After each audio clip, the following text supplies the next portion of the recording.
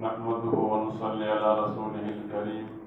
أعوذ بالله من الشيطان الرجيم. بسم الله الرحمن الرحيم. إنا أنزلناه في ليلة القدر وما أدراك ما ليلة القدر. ليلة القدر خير من 1000 شهر. صدق الله مولانا العظيم. محترم بزرگوں، اللہ تبارک تعالیٰ کا ہمارے اوپر احسان اور فضل ہوا کہ اللہ تبارک تعالیٰ نے ہمیں بہت ہی عظمت والا، رحمت والا، برکت والا، خیر والا مہینہ عطا فرمایا، اور اس مہینے کے 2 عشرے مکمل ہو چکے، آخری اور تیسرے عشرے میں ہم گزر رہے ہیں۔ نبی کریم صلی اللہ علیہ وسلم کا معمول مبارک ویسے پورے مہینے بہت غسل کرنے کا، عبادت کرنے کا تھا، لیکن جب تیسرا عشرہ شروع ہوتا تو آپ کی کیفیت بالکل بدل جاتی، کیونکہ آخری عشرہ یہ پورے رمضان کا عید طرح ہے، پورے رمضان کا نچوڑ اور پورے رمضان کا خلاصہ ہے۔ جس آدمی کا رمضان صحیح سالم گزرا تو سمجھو کہ پورا سال اس کے لیے سلامتی والا۔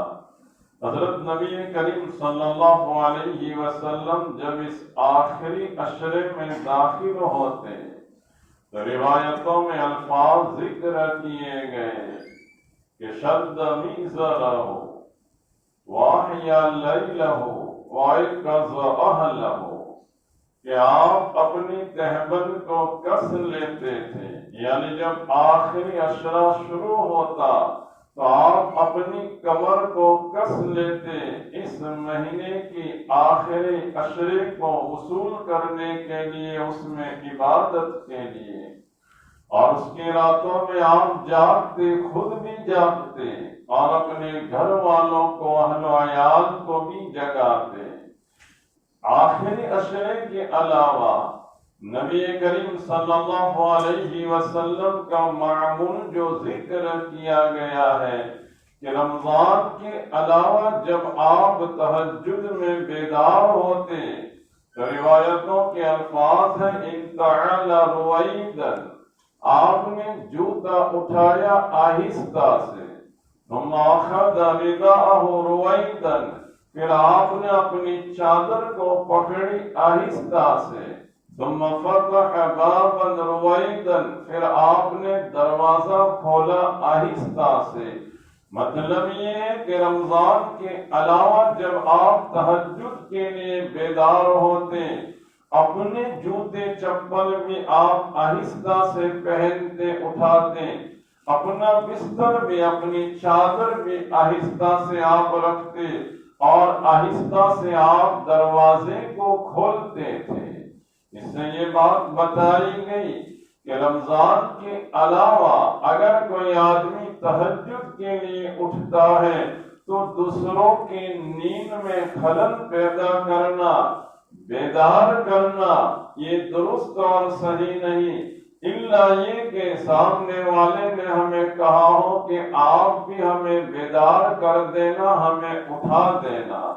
چونکہ نبی کریم صلی اللہ علیہ وسلم کا یہ معمول اس لیے ذکر کیا گیا کہ تہجد واجب یا فرض نماز نہیں ہے، اس کی وجہ سے دوسروں کی نیند میں خلل پیدا کرنا یہ درست نہیں۔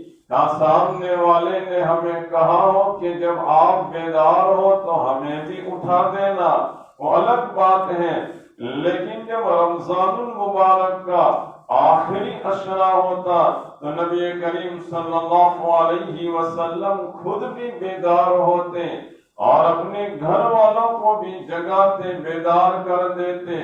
وجہ یہ تھی کہ آپ یہ بیان کرنا چاہتے تھے کہ اس مہینے میں جو رحمتیں ہیں اللہ تعالیٰ کی جانب سے، جو برکتیں ہیں، خاص کر کے اس آخری عشرے کی راتوں میں، اس میں ہمارے لیے بستر پر پڑے رہنا، سوئے رہنا یہ مناسب نہیں، اللہ کی رحمتوں کے لٹنے کا موقع ہے جو بارش کی طرح برس رہی ہے، اس لیے آپ خود بھی جاگتے بیدار ہوتے اور اپنے اہل و عیال کو اور گھر والوں کو بھی اس کی طرف متوجہ فرماتے۔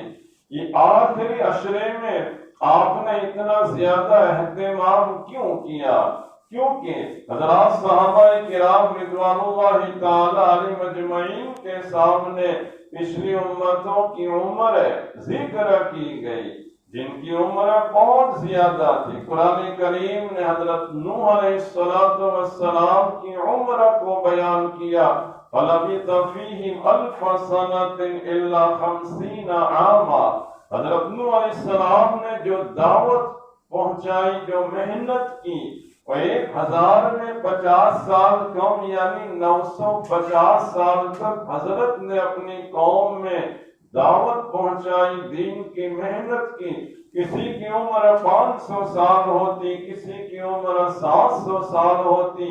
یہ لمبی لمبی عمریں پچھلی امتوں کے لوگ پاتے تھے۔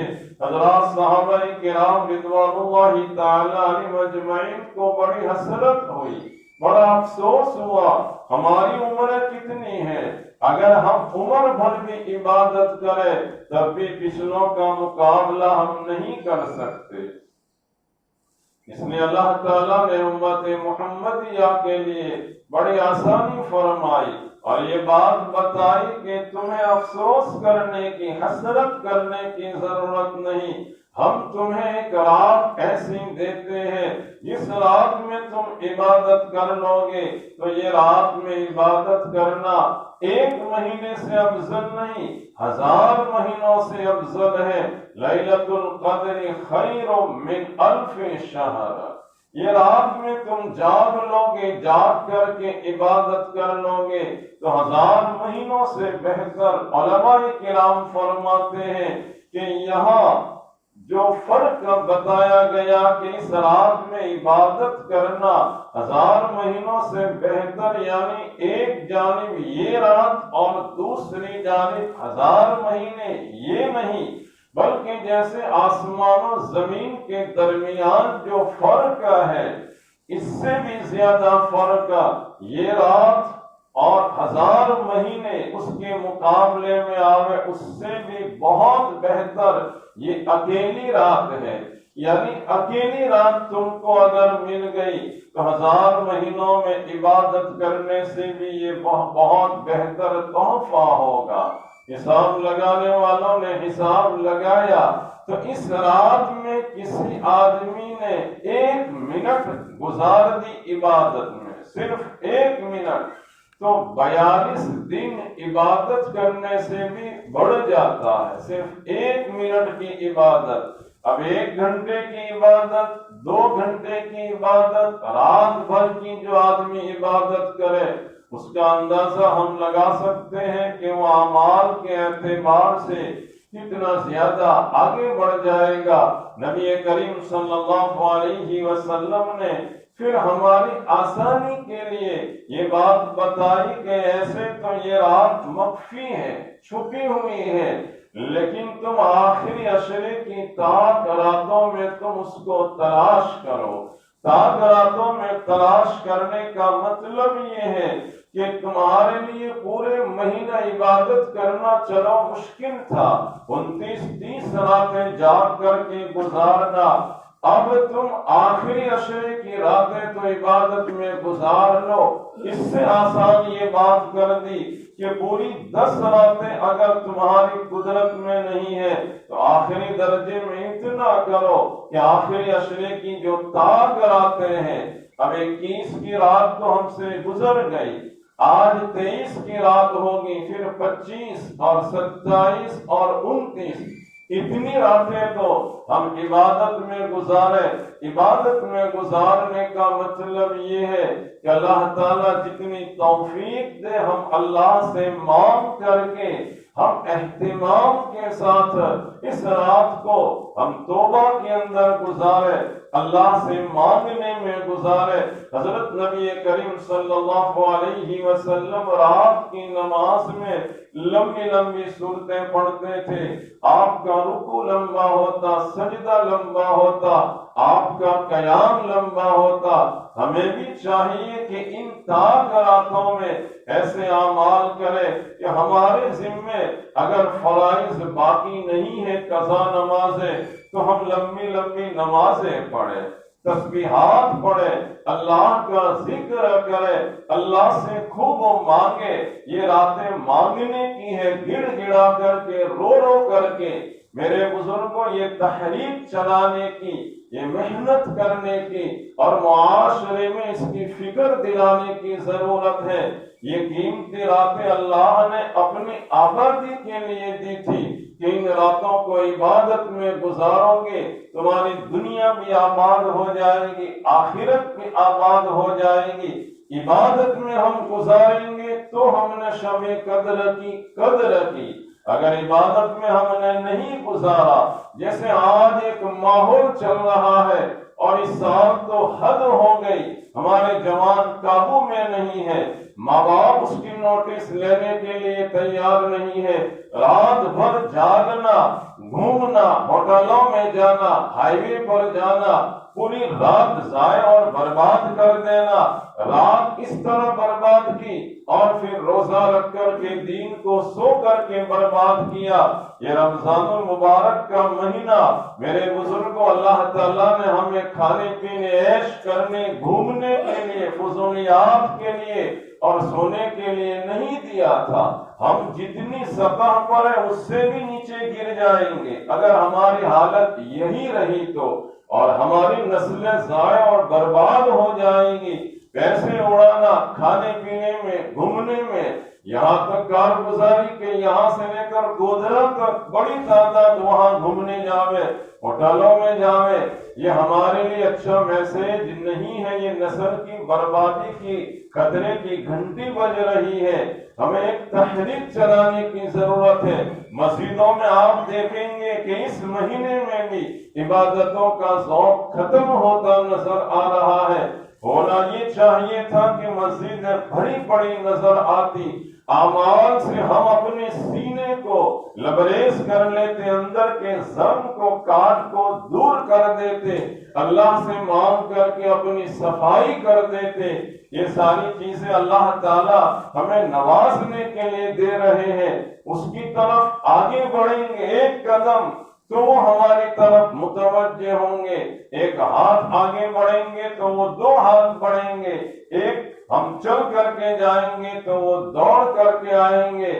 اور اگر ہم نے سمجھ لیا کہ یہ تو ہم کچھ بھی نہ کریں پھر بھی برکتیں ہمیں مل جاوے، تو آدمی چھلنی میں دن بھر کھڑا رہے نل کے نیچے، لیکن وہ پانی کبھی بھی اس میں جمع نہیں ہوگا۔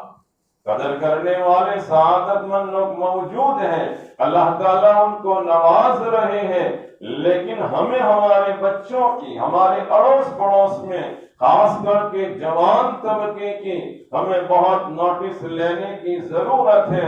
اللہ تعالیٰ احساس اور غیرت ہمیں نصیب فرماوے۔ دوسری بات، اس آخری عشرے میں اور خاص کر کے 27 رمضان کو ہمارے یہاں صدقہ فطر ادا کیا جاتا ہے۔ یہ صدقہ فطر جو ہے وہ روزوں کی تلافی ہوتی ہے۔ کوئی آدمی روزے کما حق کا ہو نہیں رکھ سکتا، روزوں کی حالت میں غیبت ہو جاتی ہے، برائی ہو جاتی ہے، بد نظری ہو جاتی ہے، فضول باتوں میں آدمی مشغول ہو جاتا ہے، تو یہ صدقہ فطر روزوں کی صفائی کر دیتا ہے اور روزوں میں جو کمی کوتاہی ہوئی اس کو دور کر دیتا ہے۔ زکوٰۃ کا جو نصاب ہے کہ جس آدمی کے پاس 52.5 تولہ چاندی آج کے حساب سے 612 گرام 360 ملی گرام کے قریب یہ مقدار جو ہے نصاب کی ہے، لیکن صدقہ فطر میں مسئلہ یہ ہے کہ آخری عشرے میں عید سے پہلے پہلے جس آدمی کے پاس اتنا مال ہو، 612 گرام چاندی، 360 ملی گرام کے قریب، اور چاہے وہ مال تجارت کا نہ ہو، اپنی ضرورت سے زائد، جیسے گھریلو برتن ہوتے ہیں، زائد کپڑے ہوتے ہیں، مکان زائد ہے اور سامان زائد ہے، یہ ملا کر کے بھی اگر یہ نصاب کو پہنچ جاتا ہے، اس آدمی پر صدقہ فطرہ واجب ہو جاتا ہے۔ دوسرا فرق زکوٰۃ اور صدقہ فطرہ میں یہ ہے، زکوٰۃ میں کسی آدمی کے پاس مال آیا پہلی مرتبہ تو 1 سال گزرے گا تب زکوٰۃ واجب ہوگی، اور صدقہ فطرہ میں سال گزرنا ضروری نہیں۔ عید سے پہلے پہلے مال آ گیا، اگرچہ سال نہیں گزرا ہے، تب بھی شریعت میں صدقہ فطرہ ادا کرنا ضروری۔ اپنی طرف سے، اپنے بیوی بچوں کی طرف سے جو نابالغ ہے، یہ مرد کے اوپر واجب اور ضروری ہوتا ہے۔ آخری بات عرض کر کے اپنی بات ختم کرو کہ عام طور پر ہمارے یہاں ایک ماحول ہے کہ ہم گیہوں کے ذریعے یا اس کی قیمت کے ذریعے صدقہ فطر ادا کرتے ہیں۔ میرے بزرگوں، مقصد یہ ہے صدقہ فطر کا کہ جیسے عید ہماری اچھی گزرتی ہے، ویسے فقراء کو، مسکینوں کو جو چیز فائدہ پہنچانے والی ہو وہ دی جاوے، تاکہ ان کی بھی عید اچھی طریقے سے گزر جاوے۔ آدھا سا یعنی 1.25 کلو کے قریب گیہوں یا اس کی قیمت ایک زمانے سے چلا آیا ہے، اب اس کی مارکیٹ قیمت دیکھنے جائیں گے تو 50-70 روپے، اس سے زیادہ نہیں۔ گھر میں 2 4 5 آدمی ہے تو 300-350، اس سے غریبوں کی ضرورت کیا پوری ہوگی؟ حضرت عبداللہ ابن عباس رضی اللہ تعالیٰ عنہما بصرہ تشریف لے گئے، آپ نے دیکھا اور وہاں آپ نے بیان کیا کہ دیکھو گیہوں تم ادا کرو آدھا سا یعنی 1.25 کلو، اور کشمش اور کھجور اگر ادا کرنا ہے تو 1 سا یعنی 3.5 کلو کے قریب، لیکن یہ تم کو اختیار ہے۔ پھر حضرت علی رضی اللہ تعالیٰ عنہ بصرہ میں پہنچے اور آپ نے دیکھا کہ گیہوں کا بھاؤ تو بہت سستا ہے، جیسے آج ہم دیکھتے ہیں کہ کھجور اور کشمش یعنی سوکھی گھاس، اس کے مقابلے میں گیہوں کا بھاؤ بہت ڈاؤن، بہت سستا ہے۔ تو حضرت علی رضی اللہ تعالیٰ عنہ نے فرمایا کہ نہیں، اب تم گیہوں کی قیمت مت لگانا، اب کشمش کی تم قیمت لگاؤ، کھجور کی قیمت لگاؤ، اور وہ بھی 3.5 کلو کے قریب۔ اللہ نے جن کو وسعت دی ہے، جن کو مالداری عطا فرمائی ہے، امیری عطا فرمائی ہے، دولت عطا فرمائی ہے، تو جہاں اللہ کے رسول صلی اللہ علیہ وسلم کی زبان مبارک سے گیہوں کا لفظ نکلا تھا، اس پر عمل کرتے کرتے تو بہت سال ہو گئے، اسی نبی کی زبان سے کشمش کا لفظ بھی نکلا ہے، اور اسی نبی کی زبان سے خشک انگور کا لفظ بھی نکلا ہے۔ تو صاحب حیثیت حضرات اب کشمش والے پر اور کھجور والے مقدار پر عمل کرے، یعنی 3.5 کلو کی۔ کھجور بھی 2-3 کوالٹی کے ہوتے ہیں تو درمیانی عمل میں لاوے، اور اچھی حالت ہے تو، اور جو مہنگے ہیں وہ۔ یہ ہے شریعت کی عظمت اور شریعت کی اہمیت۔ اللہ تبارک تعالی ہمیں عمل کی توفیق عطا فرمائے۔ وآخر دعوانا ان الحمد للہ رب العالمین۔